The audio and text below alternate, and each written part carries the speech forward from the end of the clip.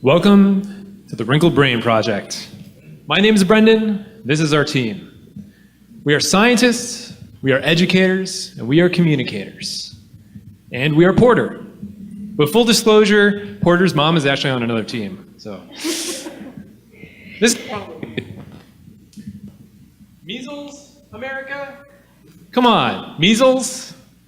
And don't get me started on your views on climate change or evolution. What we're seeing is not a failure of science content. There's content everywhere. It's the 21st century. What we're seeing is a failure of evidence-based reasoning, scientific reasoning, critical thinking skills. And teachers, you know how to solve that problem. I see you do it all the time. It's inquiry. It's through inquiry-based experimentation, hands-on, minds-on approaches to learning. How many of you have done the egg drop project? It's a classic one. Yeah, classic inquiry right there. That's right. It's good for engineering. But how many of you have done something similar for, let's say, astronomy, or climate change, or infectious diseases, or real science issues? That's what we provide. The Wrinkled Brain, we provide an online, web-based platform for engaging students in classrooms with real science inquiry, with real science issues. To start, a video introduces a scientist that shows a discrepant event, an unsolved mystery in science today. In this case, it's why aren't there aliens around us? You know, I'm an astronomer, I don't know, there should be aliens. We encourage kids, we guide them to dig up their own background information and to develop their own research questions. These are questions that they are interested in, that they want to know the answers to. These are not questions provided by a traditional assignment or a game. These are their own questions. That's the nature of inquiry. We guide them from questions to funneling them into hypotheses, to designing procedures, methods to test those hypotheses, thereby engaging their critical thinking skills, their problem-solving skills, their collaborative skills. And all along the way, a network of scientists around the globe, like Aomoa here, provide real-world examples of how it's really done in the field, cutting-edge work. What we're doing here is completely unique. It has never been done before. It's never been done by Khan Academy or Brain Pop or any other content purveyors. We provide science thinking skills. What we're doing is engaging real science classrooms with real science mediated by real science. We have a standards-aligned approach to bring real 21st century thinking skills into the science classroom. It's a flexible approach. It can be scaled to any classroom of any size and any age, and it's simple to use and to learn. There's no steep learning curve here. That's important. And most importantly, we are backed by decades of education research validating the use and appropriateness of inquiry-based pedagogy. Our potential customers agree. Through quantitative research, through surveys, through literature reviews, we have found a very high interest in a product like this. And we have fun anecdotal evidence too. We always got to show that. We have people come up to us telling us that they've been looking for these types of projects their whole lives, their whole professional lives. And we've heard from people who want to incorporate what we're doing as a way to solidify student understanding of concepts in their own teaching, a way to complement their own teaching of science. You're welcome, Lee.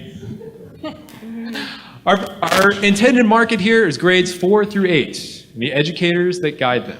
Educators, we need your buy-in to help influence administrators, to influence principals, in order to acquire this product for use on a school-by-school basis. Our business model, we're intended to be a nonprofit. I'd like to offer this for free, but we gotta eat, you know. Ultimately, we need $500,000 to cover development, marketing, and execution of the Wrinkled Brain project. We intend to acquire the funds needed to do this through a combination of an initial crowdsourcing and an anonymous donation fee, combined with grants and foundation support, both on a local and national basis, and lastly, by providing a subscription basis for teachers and administrators to use school by school. Along with this, we're planning an aggressive marketing campaign and social media, along with outreach to administrators and educators. We're going to be at all the right conferences, and ECS has generously agreed to pilot our program for us. So that's us, Wrinkled Brain Project, real science and real science classrooms for real America. Wrinkle your brains with us.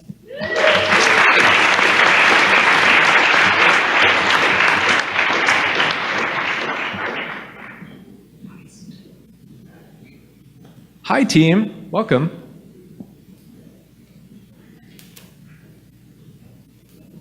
Porters are a board of trustees, in case you're curious. I was just curious as to why you limited your target market from between ages 4 to 8. Sure. That's for an initial pitch. That's where we're headed. From a personal standpoint, I found that that's a great inflection point between student interest in sciences and typically what you can get away with in classrooms of that size and time. And I'm not sure if I heard you incorrectly, but it's for grades 4 through 8. So we were targeting the upper elementary school through the middle school ages, and that's actually, the research finds that that's at the times when students fall out of science. Students are naturally scientists in the preschool years. Everything they do is science, and then we teach it out of them, or at least that's what the research is finding. So this is the crucial moment to gain momentum that will provide lifelong learning in the science field. Do you have any competition? Did you check to see about competition? For what we're specifically doing, no. Nobody is doing an online inquiry-based platform because it is hard and it's not been done before. There's plenty of purveyors of content, but there are no purveyors of process, what science really is. Okay, so just looking at the quick demo that you have, is this a student doing individual work through the inquiry-based process, or is there an opportunity for collaboration? Just as an example, as we've infused human-centered design into our curricular program at these grade levels, that opportunity to collaborate and build empathy for what they're working on is so essential. Where do you leave an opportunity for that? We wanted to leave this as flexible as possible so that it is possible for a single student to work on this project. It is possible for a teacher to allow this to run as the curriculum itself, but at the ideal level, this will be collaborative, either with groups of students or projected for the entire class, and it will be guided by the teacher. And we will have teacher implementation resources for that on ways to guide your students and to actually bring them to the next level of the inquiry process. Plus our fun little scientist avatar. And to sort of add into that, we wanted to take into account the differences in different classrooms across the country. I mean, we have these classrooms where they may only have a projector, they may have a one-to-one student device ratio, or they may only have a few computers in the classroom. So we wanted to create a very flexible interface where we could have every student is working on this on their own if they have their own device, or maybe we only have a few devices, so maybe we can connect these into collaborative groups where a few students can gather around a computer. And for those schools that aren't as fortunate with the technology, then the teacher can support all of this up in front of the room with just projecting it and then working with the students as an entire group.